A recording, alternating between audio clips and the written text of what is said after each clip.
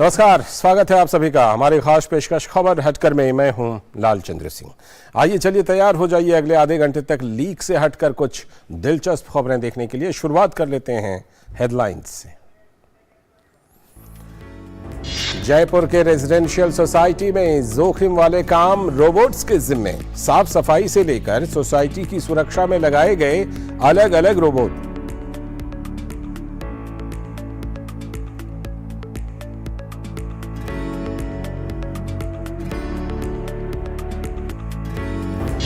जबलपुर के धर्मपुरा गांव में लोगों ने एक शिक्षक को दान की अपने घरों की दीवार।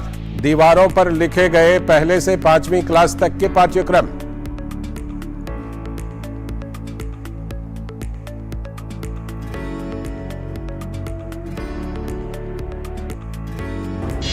गाजियाबाद के 2 कलाकारों ने प्लास्टिक वेस्ट से बनाए फर्नीचर समेत अन्य उपयोगी सामान। जिले के आंगनवाड़ी केंद्रों में हो रहा है इनका इस्तेमाल।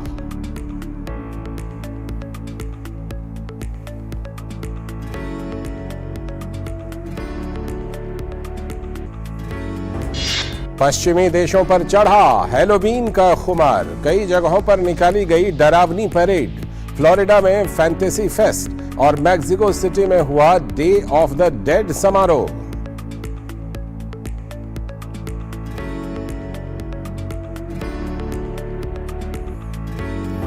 और दृश्यम 2 की टिकट बुकिंग पर दिवाली ऑफर का आखिरी दिन 18 नवंबर को बड़े पर्दे पर रिलीज होगी अजय देवगन की सस्पेंस थ्रिलर फिल्म।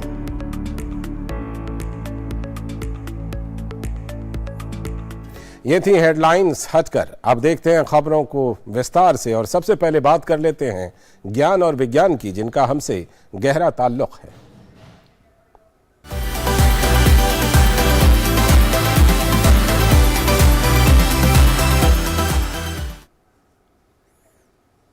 आज के इस हाईटेक दौर में रोबोट की भूमिका कई क्षेत्रों में बढ़ने लगी है।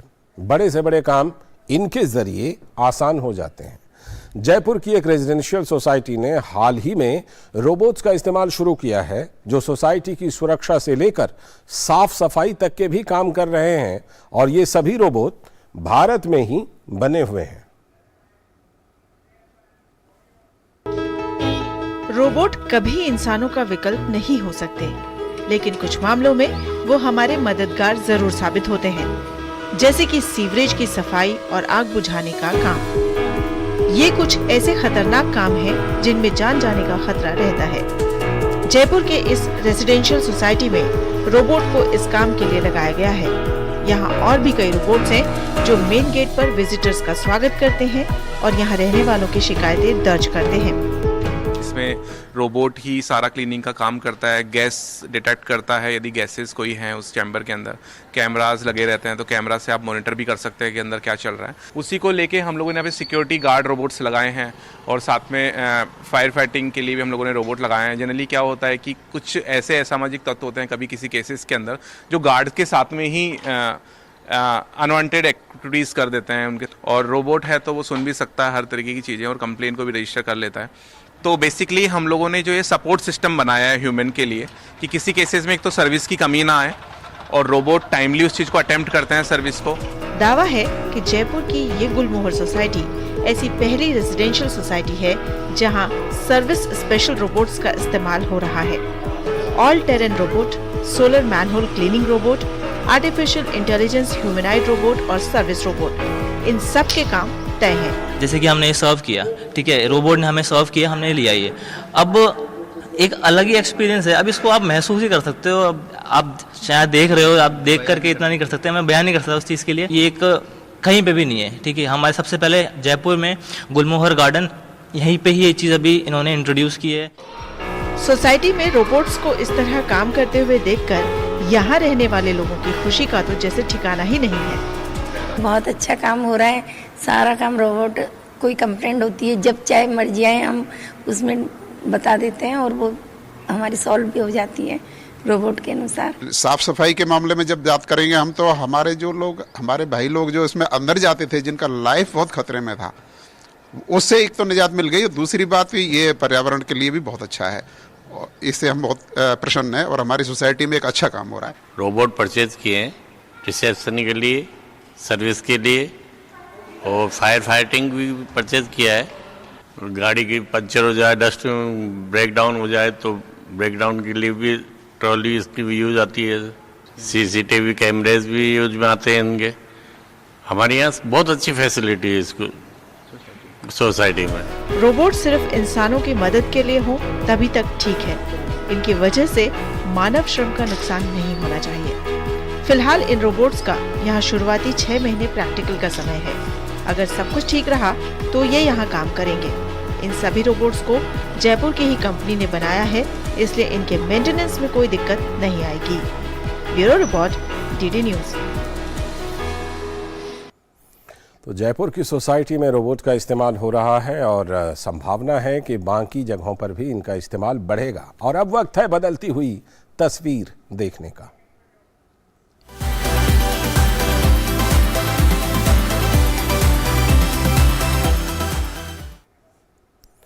पर्यावरण के लिए प्लास्टिक कचरा एक बड़ी समस्या रहा है। गली मोहल्लों से लेकर समुद्रों, नदियों से लेकर छोटे छोटे तालाबों तक में कचरा मिलना तो आम बात है, जिससे पर्यावरण को भारी नुकसान होता है। इसीलिए सिंगल यूज प्लास्टिक को प्रतिबंधित भी कर दिया गया है। कुछ जगहों पर प्लास्टिक कचरे के प्रबंधन के दिलचस्प तरीके अपनाए जा रहे हैं और उन्हीं तरीकों में से एक तरीका प्लास्टिक कचरे को रिसाइकल कर उपयोगी सामग्री बनाने का है। लेकिन उत्तर प्रदेश में गाजियाबाद के 2 कलाकारों ने प्लास्टिक कचरे से ऐसी शानदार और टिकाऊ सामान बनाए हैं कि देखने वालों को देखकर हैरत होती है। Chair, table, bench, cooler, tree guard, बच्चों के लिखने पढ़ने की सामग्री और भी बहुत कुछ है। सब तैयार किए गए हैं प्लास्टिक कचरे से। है ना दिलचस्प? प्लास्टिक कचरे के प्रबंधन का इतना खूबसूरत अंदाज, ये कारनामा है उत्तर प्रदेश में गाजियाबाद के 2 आर्टिस्ट साक्षी और सरफराज का। इस फील्ड में आने से पहले, प्लास्टिक वेस्ट के फील्ड में आने से पहले हम इवेंट प्लानिंग करते थे। मैं और सरफराज हम पार्टनर्स हैं इस काम को करने के लिए। और हम उस इवेंट प्लानिंग को जब करते थे, जो उसके आफ्टर इफ़ेक्ट्स जो होते थे, मतलब जो डिस्पोजेबल्स होते थे, चम्मच होते थे, ग्लासेस होते थे डिस्पोजेबल वाले प्लास्टिक के, वो वेस्ट देख के हमें लगता था कि ये बहुत ही ज़्यादा मतलब मेनेस फैला रहा है, क्रिएट कर रहा है। तो इसका क्या होगा? शादी तो हो गई, उसके बाद का क्या? तो इस चक्कर में फिर हमारा वहाँ मोटिवेशन बढ़ा कि हम इस पे कुछ काम करें। हमने अपनी आर्ट्स को प्लास्टिक में यूज़ करते हुए प्लास्टिक चीज़ों से हमने बनाया और इसको लगाना शुरू किया शहरों में। और हम कलेक्ट जो करते हैं प्लास्टिक, ये हम ड्राइव चलाते हैं। हिंडन नदी हमारे गाज़ियाबाद में, वहाँ से हम ड्राइव चलाते हैं। कॉलेजेस के बच्चे जो आर्टिस्ट हैं, जूनियर आर्टिस्ट हैं, वो सब आते हैं हमारे साथ और हम लोग 20 से 25 लोगों का ग्रुप बना के सोसाइटीज़ में, हिंडन नदी पे, गाज़ियाबाद की स्ट्रीट्स पे हम जाके ड्राइव चला के वहाँ से प्लास्टिक कलेक्ट करते हैं। साक्षी और Sarfaraz Asia book of record और इंडिया बुक ऑफ रिकॉर्ड के लिए प्लास्टिक कचरे से दुनिया का सबसे बड़ा चरखा बनाने के साथ ही स्थानीय प्रशासन और नगर निगम के सहयोग से भी उपयोगी चीजें बना रहे हैं। ये प्लास्टिक कचरे के बदले उपयोगी सामान बनाकर देते हैं। गाजियाबाद जिले के भोजपुर आंगनवाड़ी केंद्र भी उनकी इसी पहल से सजाए गए हैं, जहां प्लास्टिक कचरे से बने बच्चों के पढ़ने, लिखने और बैठने के सामान उपलब्ध कराए गए हैं। कॉस्टिंग की बात करें तो पहले 2 चीज़ें मैं बताना चाहूँगी कि आज से पहले ये चीज़ें या तो लोहे से बन रही थी या लकड़ी से बन रही थी। तो पहले तो एक सबसे बड़ा मैसेज ये जाता है कि सेव ट्री। तो ट्री हम काटेंगे नहीं, बचेगा ट्री, और फिर उसी से फिर हम प्लास्टिक वेस्ट को यूज़ करेंगे तो वो रिड्यूस रीयूज़ वाले काम में भी आएगा। सेकेंड चीज़, कॉस्टिंग की अगर हम बात करें, जो कॉस्ट नॉर्मल एक लकड़ी के स्कूल बेंच का होता है फॉर एग्जांपल, उससे जस्ट हाफ में हम इसको सेल करते हैं। प्लास्टिक कचरे से बने ये सामान खूबसूरत और मजबूत होने के साथ ही लोहे और लकड़ी के सामानों से कम खर्च में मिल रहे हैं। पहले तो ये हमारे पास प्लास्टिक की कुर्सी थी, लेकिन वे तो मैडम ने देखा था, सीडीओ मैडम यहाँ कई बार आई थी पहले, तो उन्होंने देखा कि ये कुर्सियाँ अच्छी नहीं है बच्चों के लिए, तो उन्होंने वे तो हटवा दी, ये भेजी थी उन्होंने। फिर 1 साल से ज़्यादा हो गया। और 2 ये बड़े बड़े ये सोफे भी उधर से ही आए हैं, गाजियाबाद से ही। अगर बात करें तो कितनी मजबूत है ये? मजबूत हैं, बच्चों के लिए तो काफ़ी अच्छी हैं। अभी कम से कम 8-9 महीने पहले के करीब ये वेस्ट मटेरियल की जो कुर्सियाँ हैं और जो टेबल आई हैं हमारे स्कूल के लिए, बच्चे बैठते हैं, मजबूत भी हैं, देखने में भी आकर्षक लग रही हैं, सुंदर हैं। आकृतियाँ बनी हुई हैं जैसे डायनासोर हैं, डक बनी हुई हैं, तो बच्चे उसे एंजॉय करते हैं, देखते हैं। इनके बारे में पूछते भी हैं कि मैडम ये किस चीज़ की आकृति बनी हुई है, ये कुर्सियाँ किस चीज़ से बनी है। पहले तो प्लास्टिक की होती थी, अभी वेस्ट मटेरियल है, जो प्लास्टिक कचरा हमारे यहाँ से गया था इकट्ठा होकर गांव से, बोतलें, उन सब बन के आई हैं, पहले से ज़्यादा मजबूत हैं। इन कलाकारों ने अपनी कला का इस्तेमाल करते हुए जिस तरह से पर्यावरण को बचाने और स्वच्छता को अपनाने के साथ ही प्लास्टिक कचरे के अद्भुत प्रबंधन का संदेश दिया है, वो अन्य लोगों को भी एक राह दिखाने वाला है। Bureau report, DD news. जी, तो इसमें वेस्ट टू वेल्थ तो है ही, पर्यावरण के लिए भी संजीवनी है। और अब जहां चाह वहां राह, इस कहावत को सच साबित करती हुई ये खबर देखते हैं।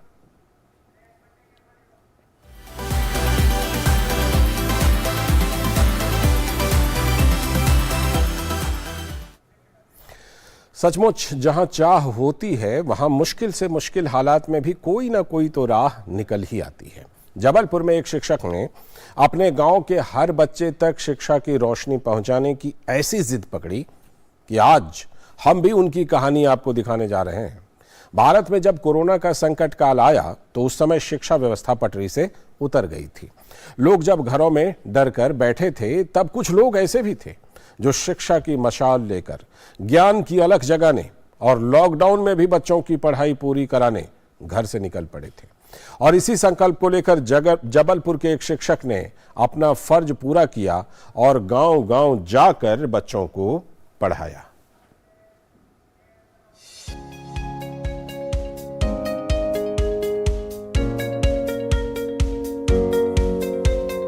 इसे दीवार कहें, ब्लैक बोर्ड या फिर किताबों के पन्ने,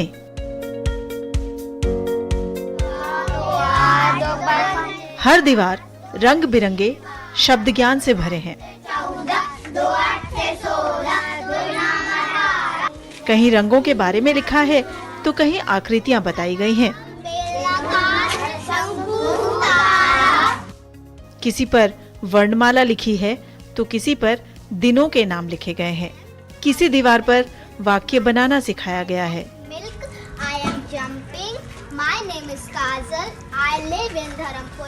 तो किसी पर जानवरों और पक्षियों के नाम हैं। इस गांव की इक्का दुक्का दीवारें ही होंगी जो खाली हैं। आखिर कौन सी जगह है ये? जबलपुर से करीब 40 किलोमीटर दूर ये गांव है धर्मपुरा। यहाँ प्राइमरी स्कूल के शिक्षक दिनेश मिश्रा के जुनून ने लोगों के घरों की दीवार को ब्लैक बोर्ड और किताबों के पन्नों की तरह बना दिया है, पर ये काम आसान नहीं है। प्रधानमंत्री आवास योजना के तहत लगभग 80% मकान बन चुके हैं सीमेंटेड। तो हमने उन सीमेंट की दीवारों को गिना और लोगों से बात की कि भाई साहब आप हमें अपनी दीवार का दान कर दें। लोगों ने पूछा क्यों? तो हमने कहा भाई साहब हम इसमें आपके बच्चों के भला करना चाहते हैं, इसमें हम शिक्षा वॉल पेंटिंग कराना चाहते हैं, जिससे कि आपका बच्चा इस गली से निकले उस गली से भी वो शिक्षा प्राप्त कर सके। गांव के ज्यादातर लोगों को शिक्षक की ये अनोखी और अद्भुत पहल पसंद आई। उन्होंने अपने घर की दीवार शिक्षा के लिए दान कर दी।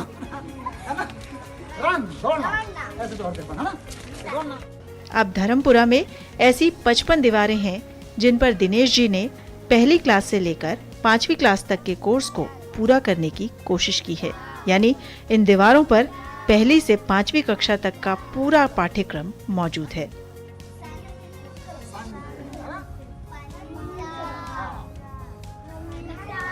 इस काम में खर्च बहुत आया है, लेकिन शिक्षक के जुनून ने हर मुश्किल को आसान बना दिया। 55 वॉल पेंटिंग में 1 से 5 तक की कक्षा का मैंने कोर्स पूरा करने की कोशिश की है। और बच्चे उस कोरोना काल में खेलते कूदते हुए भी कहीं आनार काम लिखा हुआ है, कहीं बिना मात्रा के शब्द हैं, कहीं मात्रा वाले शब्द हैं, कहीं ऋषि की मात्रा के शब्द हैं, कहीं रेप की मात्रा वाले शब्द हैं, और कहीं अंग्रेजी में भी फैमिली के मेंबर के नाम हैं, कहीं पशु पक्षियों के नाम हैं, और कहीं आरोही क्रम अवरोही क्रम, सारी बातों का हमने समावेश करने की कोशिश की। और मुझे खुशी है कि मेरे बच्चे इस गाँव के उसके माध्यम से शिक्षा ग्रहण कर रहे हैं। अपने खुद के खर्चे से बहुत कम उनको कह सकते हैं कि सहायता मिली है बाहर से, आर्थिक सहायता, और उन्होंने अपने खर्चे से ये सारा काम किया है। स्कूल में पढ़ाई तो होती ही है, पर जो थोड़ी बहुत कसर क्लासरूम में बच जाती है वो ये ज्ञान की दीवारें पूरी कर देती हैं। आखिर 24 घंटे ये अनोखा स्कूल खुला हुआ है। अब तो जिन लोगों ने दिनेश जी को अपने घर की दीवारें देने से मना कर दिया था, वो भी आगे बढ़कर उन्हें ये दान दे रहे हैं। सर ने सबसे पहले तो सभी को स्टेशनरीज बांटी, मोहल्ला की छोटी छोटी मोहल्ला क्लासेस शुरू करी। मैं और मेरे हस्बैंड, मेरे बच्चे और मेरे जैसे और भी बहुत से पेरेंट्स जो थोड़े बहुत पढ़े लिखे हैं, उन्होंने सर की हेल्प करी पढ़ाने में। सर ने हम लोग को स्टेशनरी ला के दी बच्चों को बांटने के लिए, और सर ने गांव के लोगों से उनकी दीवारें दान में मांगी। ग्राम के जो छोटे बच्चे गांव में घूमते हैं, जैसे स्कूल टाइम खत्म हो गया या स्कूल टाइम चालू होने के पहले बच्चे आते हैं, कई बार ऐसे बैठ जाते हैं, दीवारों पे लिखा, हम लोग उनसे पूछते हैं कि भाई ये बताओ क्या लिखा है, हमारे समझ में नहीं आ रहा, आप इसको पढ़ के बताइए। तो वो बच्चे बढ़िया खड़े हो जाएंगे और उसको पूरा पढ़ के एक एक अपने अपने हिसाब से सब समझाएंगे। हम उनसे बोल देंगे कि हम पढ़े लिखे नहीं हैं, हमें जरा बताओ ये क्या लिखा है। तो वो बच्चे बिल्कुल एक एक चीज की स्पेलिंग करके और समझाएंगे। दिनेश जी के दिमाग में ये विचार उस भयानक दौर में आया जब हम सभी कोरोना वायरस के खौफ से घरों में बंद थे। लॉकडाउन का समय था और बच्चे स्कूल से दूर थे। उन्हीं मुश्किल हालातों में इस शिक्षक ने ये तय किया कि क्यों ना दीवारों पर पढ़ाई की विषय वस्तु लिख दी जाए। एक शिक्षक की ये कोशिश अब उन लोगों को भी पढ़ने के लिए प्रेरित करती है जो निरक्षर हैं।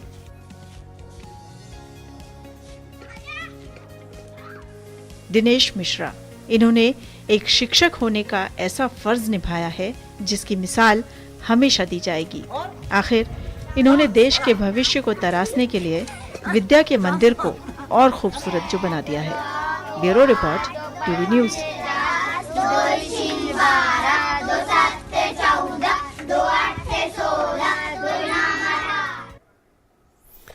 वाकई इन शिक्षक की तारीफ होनी चाहिए, क्योंकि सारी दीवारों को ब्लैक बोर्ड बना दिया और पूरे गांव को ही क्लासरूम बना दिया। वक्त है एक ब्रेक का, और ब्रेक के बाद जब लौटेंगे तो देखेंगे कुछ और दिलचस्प खबरें।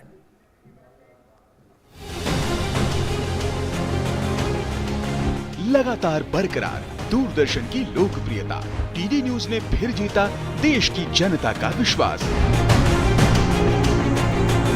CSDS और लोक नीति के सर्वे में दूरदर्शन नंबर 1। 34% लोगों ने दूरदर्शन को माना सबसे भरोसेमंद।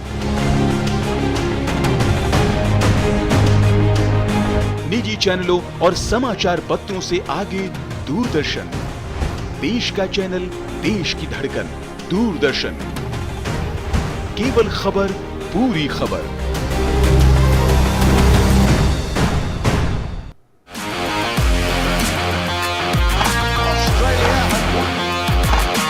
टीम 16 विजेता 1।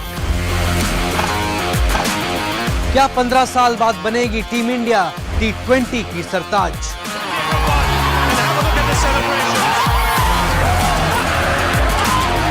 ग्राउंड जीरो से लगातार देते रहेंगे हम आपको अपडेट्स। T20 वर्ल्ड कप से जुड़ी तमाम जानकारियां सिर्फ डीडी न्यूज पर।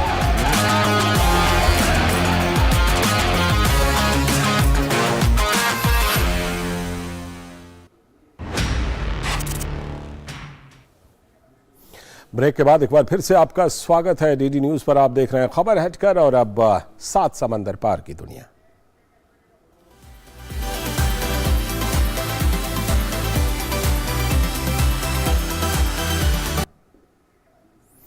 पश्चिमी देशों में धीरे धीरे हैलोवीन का खुमार चढ़ने लगा है।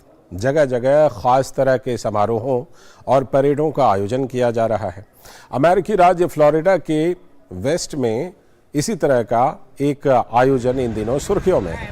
यहाँ 6,500 से भी अधिक लोगों ने वार्षिक फैंटेसी फेस्ट के दौरान ज़ोंबी बाइक राइड में हिस्सा लिया।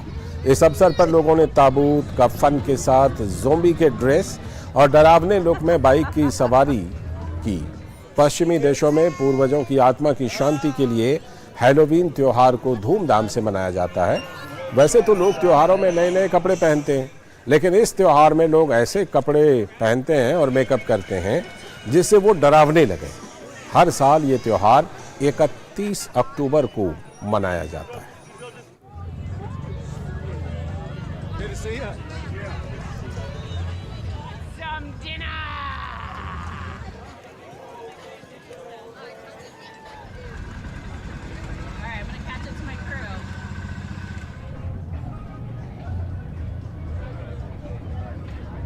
और अमेरिका के ही न्यूयॉर्क में भी हैलोवीन के मद्देनजर एक अनोखी परेड का आयोजन किया गया। इस परेड में देश भर से पेट डॉग्स ने हैलोवीन की पोशाक और वेशभूषा में लोगों का ध्यान आकर्षित किया। खास बात यह है कि इस परेड में डॉग्स के साथ उनके मालिकों ने भी विचित्र ड्रेस पहन रखे थे। परेड में भाग लेने वालों को विभिन्न श्रेणियों में सम्मानित भी किया गया। न्यूयॉर्क में पहली बार साल 2020 में इस परेड का आयोजन किया गया था।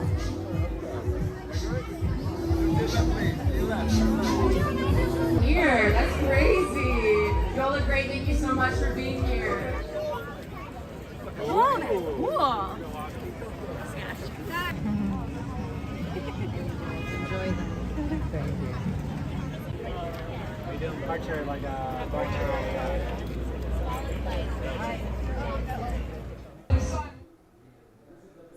और उधर मैक्सिको सिटी में भव्य तरीके से डे ऑफ द डेड समारोह का आयोजन किया जा रहा है। इस दौरान बड़ी संख्या में लोगों ने कंकाल परेड में हिस्सा लिया। मैक्सिको सिटी में कैटरीना परेड के दौरान लोगों ने भूत परेड की शक्ल में और अन्य डरावने पोशाकों में अपने आप को सजाया। इस मौके पर पारंपरिक झलकियां देखते ही बनती थी।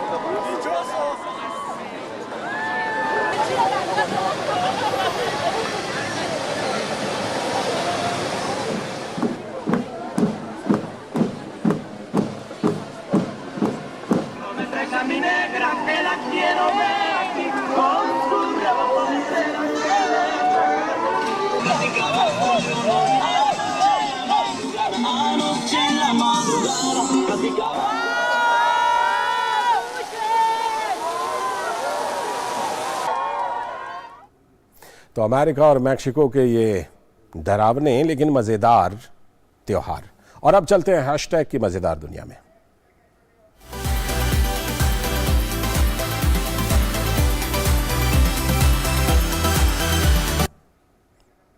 उत्तर प्रदेश में प्रयागराज के एक स्कूली बच्चे का वीडियो इन दिनों खूब चर्चा में है। इसमें एक छोटा सा बच्चा क्लास के बाकी बच्चों को जिस तरह जोश के साथ हिंदी वर्णमाला से बनने वाले शब्दों को सिखा रहा है वो देखने लायक है। लोग अलग अलग कैप्शन के साथ इस वीडियो को शेयर कर रहे हैं। आईपीएस अरुण बोथरा ने इसे शेयर करते हुए लिखा कि ऐसे ही सोच रहा हूं कि ये बच्चा बड़ा होकर क्या बनेगा, ड्रिल उस्ताद या फिर फुटबॉल कोच या नेता या फिर TV anchor. IAS doctor Sumita Mishra ने इस वीडियो को शेयर करते हुए लिखा, निर्भय सा चेहरा, निडरता की झलक। ये वीडियो सिर्फ बचपन की याद दिला सकती है, वहां तक ले जा नहीं सकती।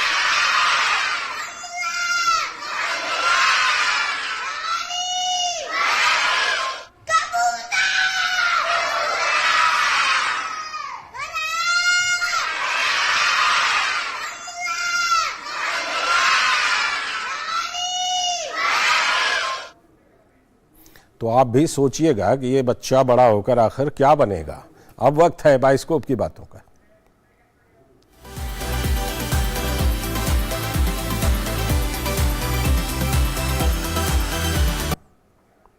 दर्शकों को थिएटर तक लाने के लिए फिल्म निर्माता कई तरह के उपाय कर रहे हैं। दृश्यम 2 वैसे भी दर्शक इस फिल्म का बेसब्री से इंतजार कर रहे हैं और अब दिवाली ऑफर ने उन्हें सिनेमा घर तक ले जाने का एक और मौका दे दिया है। अजय देवगन की ये सस्पेंस थ्रिलर फिल्म करीब 7 साल बाद एक बार फिर से विजय सलगांवकर का केस खोलने वाली है।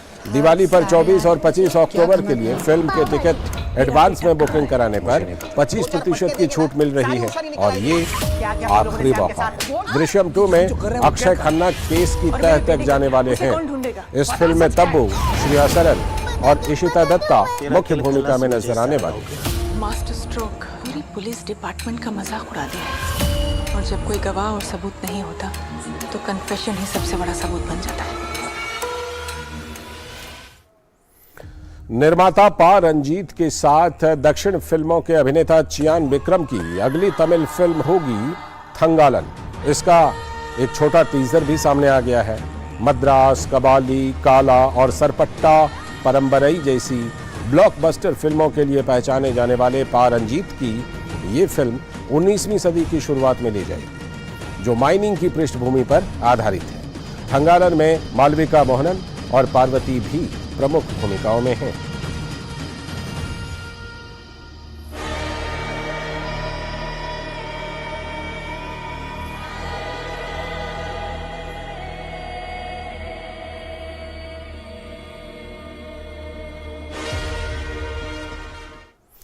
तो बाइस्कोप की इन्हीं बातों के साथ खबर हेडकर में इतना ही। पूरी टीम को दीजिए फिलहाल अनुमति, लेकिन डीडी न्यूज़ पर खबरों और कार्यक्रमों का सिलसिला लगातार जारी है। नमस्कार।